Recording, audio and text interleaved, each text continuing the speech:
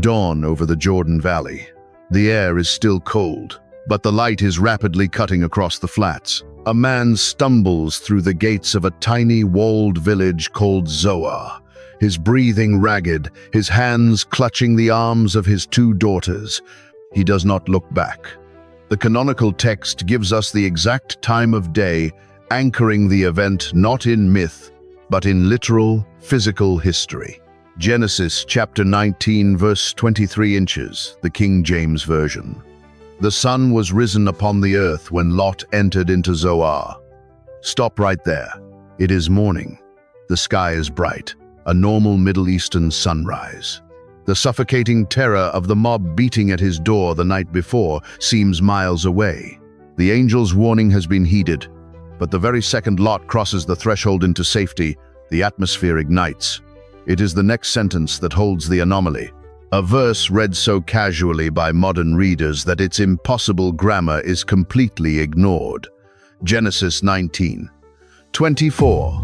Then the Lord rained upon Sodom and upon Gomorrah brimstone and fire from the Lord out of heaven. Read that again. The Lord rained, fire from the Lord. Look closely at the King James text. The word Lord is capitalized in both instances. That means the underlying Hebrew word in both places is the tetragrammaton, the sacred, unpronounceable name of God, Yahweh. One Yahweh is present on the earth, initiating the storm.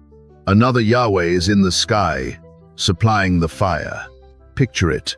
One stands on the valley floor, turning his hand against the cities.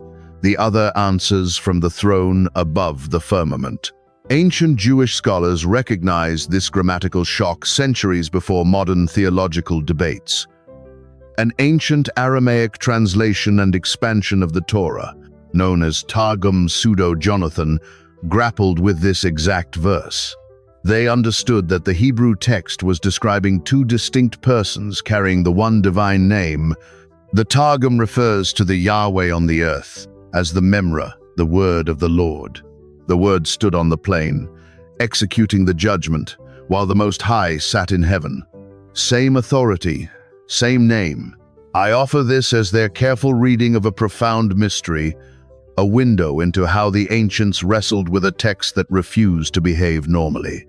And the judgment this word called down was not a typical desert lightning storm. The English text says, brimstone and fire.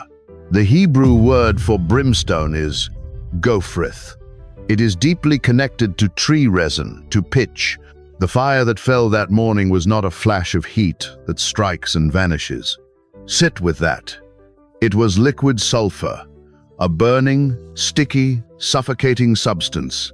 When it hit the roofs, it clung. When it hit the streets, it pooled and flowed. It was an execution by molten rock, poured out with deliberate precision to unmake the architecture of the plain. But to understand why this exact, horrific weapon was drawn from the armory of heaven, we cannot stay at the sunrise. The clinging fire was not a sudden burst of divine temper. It was a calculated, legal response to a very specific sound. The grammar of the execution holds two lords, and the sky holds a clinging fire. But before the judgment fell, a very specific sound reached the courts of heaven, a cry that forced the Creator to come down and walk the streets himself. What was the actual crime of Sodom that demanded an impossible fire? Look down from the ridge of Hebron. The text takes us back mere days before the sulfur fell. Abraham is standing before the Lord under the heavy oaks of Mamre. The sun is hot. The wind is dead. The hospitality has been offered, the meal has been eaten, and now the divine guest turns his face toward the Jordan plain. Genesis chapter 18, verses 20 and 21. And the Lord said, because the cry of Sodom and Gomorrah is great, and because their sin is very grievous, I will go down now and see whether they have done altogether according to the cry of it, which is come unto me. And if not, I will know. Stop right there. Look closely at that word cry. In English, It sounds like ambient noise, a loud, chaotic metropolis whose revelry is keeping heaven awake. But peel back the English. The Hebrew word anchored in the scroll is zeaqah, reading, not inventing. Zeaqah is not the sound of a raucous party. It is a highly specific, technical, legal term in ancient Israel. It is the shriek of the oppressed.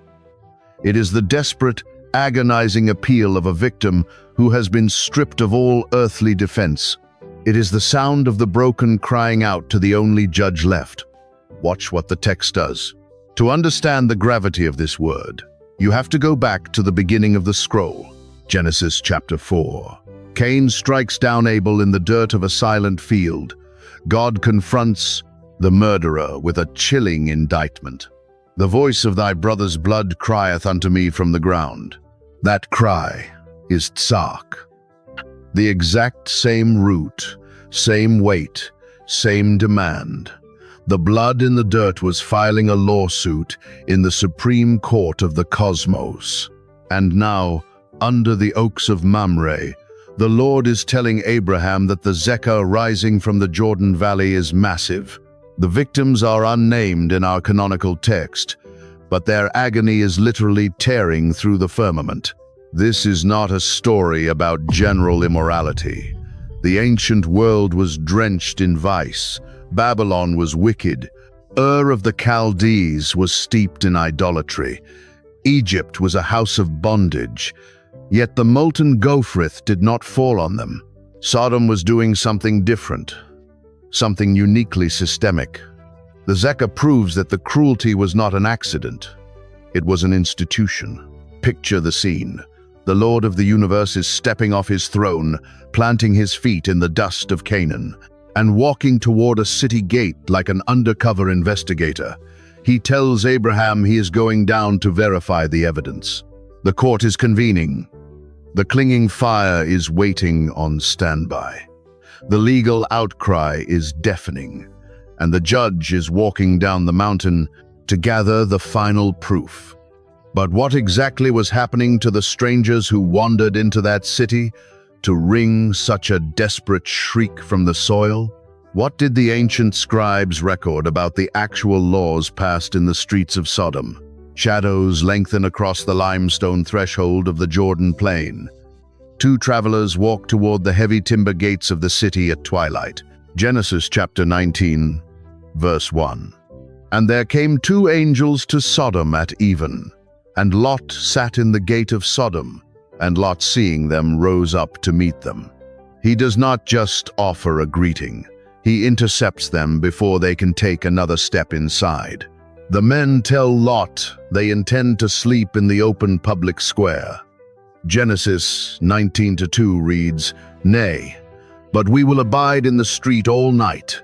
The reaction from Abraham's nephew is instantaneous panic. He presses them greatly. He physically redirects them under his own roof. Because Lot knows the legislation of the city, he knows what happens when the sun goes down and a foreigner is found resting in the plaza. Read that again. The canonical text later diagnoses the exact rot in the city's foundation. The prophet Ezekiel, in chapter 16, verse 49, writes, "Behold, this was the iniquity of thy sister Sodom, pride, fullness of bread, and abundance of idleness. Neither did she strengthen the hand of the poor and needy. They were infinitely wealthy, completely secure, and totally merciless." Same desert, same reality. To understand the sheer terror vibrating through Lot at the gate, we look to the cultural memory of Israel. The Book of Jasher, an ancient Jewish historical record referenced directly in the canonical books of Joshua and 2 Samuel, details the specific, legislated depravity of the plain. I hold this as their telling, not as proven fact. But Jasher records that the cruelty of this place was not chaotic mob violence. It was a civic ordinance. Picture it. When a weary traveler entered the gates seeking shelter, the citizens did not ignore him. They welcomed him with a horrific, weaponized hospitality. Jasher describes a specific bed kept in the center of the city. They would force the wanderer to lie upon it. If the man was too short for the iron frame, they would violently stretch his limbs until he fit the exact dimensions. If he was too tall, they would amputate his legs. Stop right there. This is the zeaqah. This is the shrieking cry of the oppressed, tearing through the firmament that we found in the Hebrew text earlier. The citizens of the valley had turned the sacred duty of sheltering a wanderer into a state-sponsored torture ritual. This was enforced uniformity, a sadistic destruction of the vulnerable, passed as law in the streets. Now watch what the text does. Lot drags the two strangers into his house, locking the heavy timber door against the gathering dark. Genesis says he bakes them unleavened bread, an eerie preview of the Passover haste that will rescue Israel centuries later from another house of bondage. But the wooden door of his home is not thick enough. The citizens have seen the strangers enter, and the codified laws of the city demand their flesh. The mob surrounds the walls, demanding the travelers be surrendered to their twisted justice. The undercover investigation is over, and the time for gathering evidence has violently expired.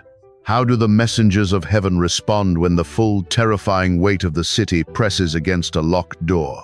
Midnight in the narrow streets of Sodom. The mob surges against the heavy timber frame of Lot's house, the shouting of hundreds of citizens drowning out the frantic pleas of the homeowner. Genesis, chapter 19, verse 9 inches, the King James. And they pressed sore upon the man, even Lot, and came near to break the door. Stop right there. The investigation is officially over. The cries of the victims have been confirmed firsthand by the violence at the threshold. Watch what the text does. The two celestial guests do not draw swords. They do not argue with the crowd. Genesis 19:10 and 11. But the men put forth their hand, and pulled Lot into the house to them, and shut to the door. And they smote the men that were at the door of the house with blindness, both small and great, so that they wearied themselves to find the door. Read that again. Blindness. In the English, we picture absolute darkness. Men groping in pitch black with hands over their eyes. But look at the Hebrew. The word anchored in the scroll is sanvarim. It is an incredibly rare word. It shows up in only one other place in the entire Bible, 2 Kings, chapter 6, when the prophet Elisha is surrounded by the Syrian army. God strikes the soldiers with sanvarim, and Elisha leads them, eyes wide open, straight into the capital of their enemies. It is not the removal of sight. It is a terrifying sensory overload. A blinding, disorienting flash that scrambles the brain while the eyes remain open. The men outside Lot's house are struck with this psychological fracture, yet their malice is so absolute, their conditioning to cruelty so deep, that even while their minds break, they do not flee. They just keep clawing at the stone wall, wearing themselves out in the dark to find a handle that is no longer there. Same city, same obsession. Inside the house, the urgency explodes. The air is already heavy with the static of the impending strike. The angels issue an absolute command to evacuate. Lot runs to his future sons-in-law. Genesis 19:14. Up, get you out of this place, for the Lord will destroy this city. But he seemed as one that mocked unto his sons-in-law. The warning falls completely flat. The city is too prosperous, too solid, to be unmade. The hours bleed away. Dawn approaches. The clinging fire is primed in the armory of heaven. But Lot hesitates. He lingers. The gravity of the plane is pulling at him, so the messengers resort to sheer physical force. Genesis 19:16. And while he lingered, the men laid hold upon his hand, and upon the hand of his wife, and upon the hand of his 2 daughters, the Lord being merciful unto him. And they brought him forth, and set him without the city. See the scene. Laid hold. The Hebrew word is kazak, to seize with violent strength. The angels are literally dragging a family out of the blast radius, a physical extraction taking place seconds before the atmosphere ignites over the plain. The family is standing in the cold pre-dawn air outside the city gates, physically ripped from the jaws of the mob. The execution order has been finalized, and the sky is preparing to tear open over the entire valley. But when the first drops of liquid sulfur fall, who exactly is standing on the earth to call it down, and who is answering from the throne above? The light hits the jagged edge of the Moabite mountains. Lot is panting, dragging his family toward the tiny gates of Zoar. The 2 angels have released their grip. The physical extraction is complete. The valley floor is dead quiet. And in that frozen second, between the escape and the annihilation, the canonical text forces us to look directly at the executioner. Genesis chapter 19, verse 24 inches, the King James. Then the Lord rained upon Sodom and upon Gomorrah brimstone and fire from the Lord out of heaven. Stop right there. We stood at this anomaly at the sunrise. Now we must look directly into the Hebrew grammar, tearing the verse in half. The word Lord appears twice. Both times it is capitalized in your English Bible. Both times the Hebrew scroll reads Yahweh, the sacred, unpronounceable name of the Creator. Watch what the text does. Yahweh reigned. Fire from Yahweh. There is a localized, physical presence standing on the plains of the Jordan, and there is a transcendent, sovereign presence sitting above the firmament. The text refuses to collapse them into a single point. The grammar demands 2 persons sharing one divine name, executing one unified judgment. Picture the scene. The one standing on the earth raises his hand. The one seated in heaven unleashes the armory. This shattered grammar disturbs modern readers, but it did not confuse the ancient Jewish scribes. Long before the Christian era, the rabbis recognized the dual presence in the text. We look to the Targums, the ancient Aramaic translations and expansions of the Hebrew scriptures. Read aloud in the synagogues.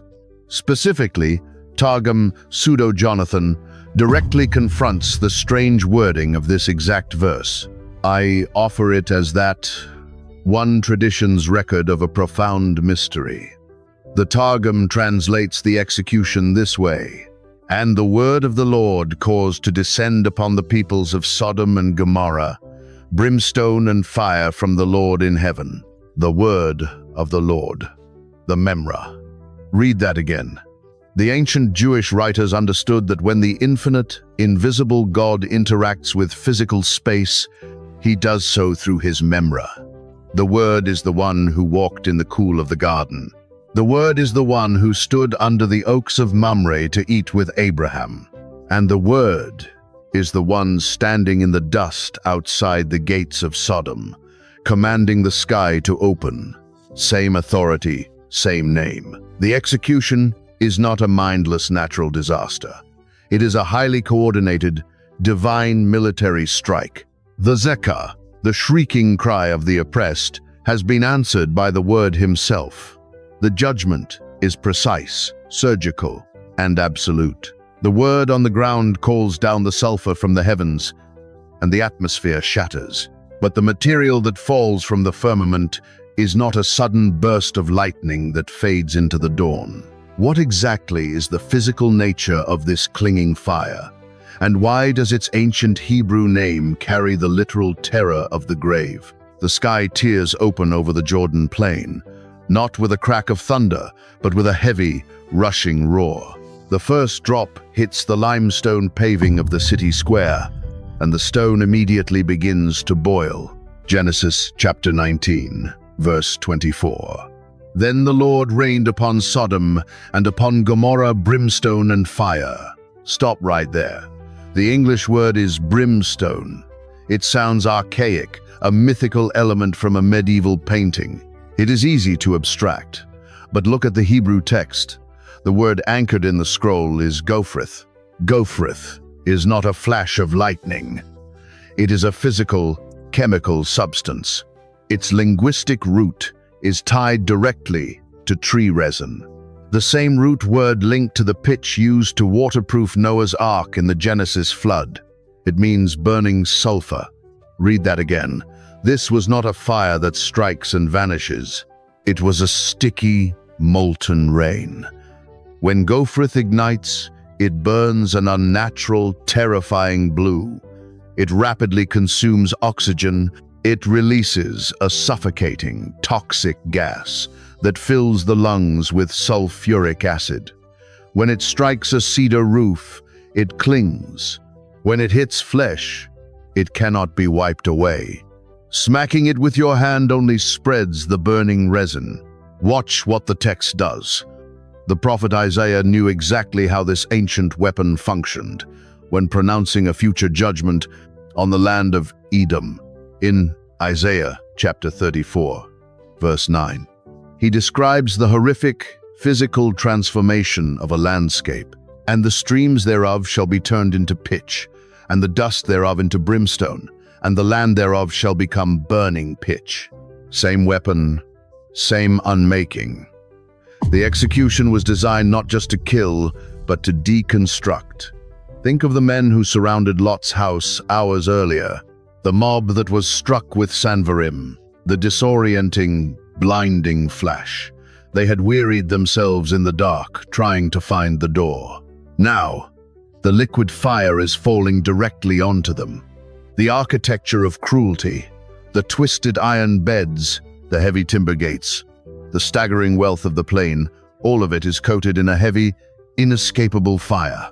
The heat is so intense, it vitrifies the mud bricks, turning the entire city into a sealed kiln. Picture the scene. Lot and his daughters are running violently toward the tiny village of Zoar. The heat radiating at their backs is immense. A physical weight pushing them forward, singeing the hair on their necks. The command from the angels had been absolute, given back in verse 17. Escape for thy life. Look not behind thee, neither stay thou in all the plain. Do not stop. Do not look. The valley is screaming, consumed by a chemical fire that cannot be put out. But the sheer gravitational pull of the plain is still operating. The roar of the molten sulfur is deafening, begging a witness to turn their head. The past is loud, and the urge to look at the destruction of your own home is intoxicating. The plain is unmaking itself under a toxic, molten rain, while the survivors sprint toward the jagged hills. But the angelic command not to turn around is about to be broken by a gaze that will literally crystallize history. What actually happens to a human body when it turns its face back toward the localized, blinding glory of a descending Yahweh? The ground shudders violently under their running feet. The atmosphere behind them is collapsing, sucking the oxygen out of the valley as the liquid sulfur incinerates the city. The command was absolute. Do not stop, do not look. But the roar of the unmaking is too loud. Genesis chapter 19, verse 26 inches, the King James. But his wife looked back from behind him, and she became a pillar of salt. Stop right there. Sunday school flannel boards have reduced this moment to a fairy tale, a mild punishment where a woman magically turns into a column of pristine white table salt. But peel back the English. Read the physical reality of the plain. The Hebrew word for looked is nabat. It does not mean a fearful, fleeting glance over the shoulder. It means to stare intently, to fix one's gaze with longing or deep regard. She stopped running. She turned her entire body around to watch the burning of the plain. Watch what the text does. The word for pillar is netzib, a garrison, a stationary monument, a structure erected to stand permanently in one place. When she stopped, She stepped out from under the protective covering of the angelic extraction. She stood fully exposed to the divine shockwave. The air was entirely saturated with gophrith, superheated resin, flying ash, and vaporized minerals. She was not magically transformed into seasoning. She was instantly, violently encased. A flash fossilization caught in the molten crossfire of the judgment. Same desert, same reality. She became a permanent monument of a human heart, caught exactly halfway between salvation and the city it loved. And the physical evidence of that encasement was not lost to time. Flavius Josephus, the first-century Roman Jewish historian, documented the physical state of the Dead Sea region in his massive work, Antiquities of the Jews. Josephus was not a theologian writing parables. He was a military commander and historian writing geopolitical records for the Roman Empire. When he recorded the destruction of Sodom, he wrote about the terrifying encasement of Lot's wife, and then he added a chilling, first-hand postscript. Writing 2,000 years after the sulfur fell, Josephus states flatly, "I have seen it, and it remains at this day. I offer it as that, one historian's record." But the claim is staggering. The crystallization was so physical, so literal, that a monument of salt and petrified ash stood on the desolate ridges of the Dead Sea into the 1st century. A warning frozen in the earth. Picture the scene. The sun is fully up now. The shrieking cry of the city has been completely silenced. The liquid fire has pooled and hardened across the entire valley floor, turning the lush Jordan plain into a toxic, lifeless basin. Lot's wife stands frozen on the ridge, her face locked forever toward the ruin. The execution is over. The word of the Lord has finished the judgment. But miles away, high on the ridges of Hebron, another man is waking up and walking out to the edge of the cliff to see what the morning has revealed. What does a landscape look like when the wrath of heaven finally burns itself out? High on the ridge of Hebron, the cold morning wind pulls at the heavy fabric of a tent. Abraham walks out to the edge of the cliff. He stands in the exact spot where he stood, before the Lord under the oaks of Mamre just hours before. The sun has risen upon the earth, the same dawn light that touched Lot at the gates of Zoar. But the view from the mountain is fundamentally altered. Genesis chapter 19, verses 27 and 28 inches, the King James. And Abraham gat up early in the morning to the place where he stood before the Lord, and he looked toward Sodom and Gomorrah, and toward all the land of the plain, and beheld, and lo, the smoke of the country went up as the smoke of a furnace. Stop right there. A furnace. The Hebrew word is kibshan, a smelting oven, a massive, industrial kiln used to burn limestone into plaster. The plain is no longer a sprawling, wealthy metropolis. The gophrith has finished its terrifying work. The molten sulfur has vitrified the valley floor, sealing the violence of the city under a thick, black crust of ash and resin. The smoke is not the light, gray drift of a dying campfire. It is the heavy, toxic, billowing plume of a chemical unmaking. See the scene. The two angels are gone. The Lord who walked the dust of the plain has withdrawn. Only the smoke remains. Go back now to the dawn where this film began. The sun cutting across the flats. The impossible grammar of the sky. You have read that execution verse 100 times. But today, the sunrise illuminates something entirely different. The fire that fell from the firmament was not a chaotic natural disaster. It was a surgical strike, called down by the Memra, the word of the Lord standing on the earth, answering the zeaqah, the shrieking, legal cry of the tortured wanderer. The two persons of the text, sharing one name, closing the court. The encasement was absolute. The twisted iron beds of Jasher, the heavy timber gates, the staggering arrogance of a city. that weaponized its hospitality, all of it unmade by a fire that clung to the stone and refused to be wiped away. I hold this as one reading, not the final word, but the geography of the Middle East bears physical witness to the scale of the strike. Today, the Jordan Plain terminates in the Dead Sea, a hyper-saline tomb of heavy water where no fish swims and no algae grows. A massive geological scar sitting at the lowest elevation on the surface of the earth. We know the nature of the fire, and we know the sound of the cry that summoned it. But the exact coordinates of the iron beds, the buried foundations of the city gates, the final resting place of the salt pillar, the desert, is still holding the rest. If you made it to the end of this study, comment the word "watched" below and subscribe to the channel, because the canonical text is deeper than we have been told.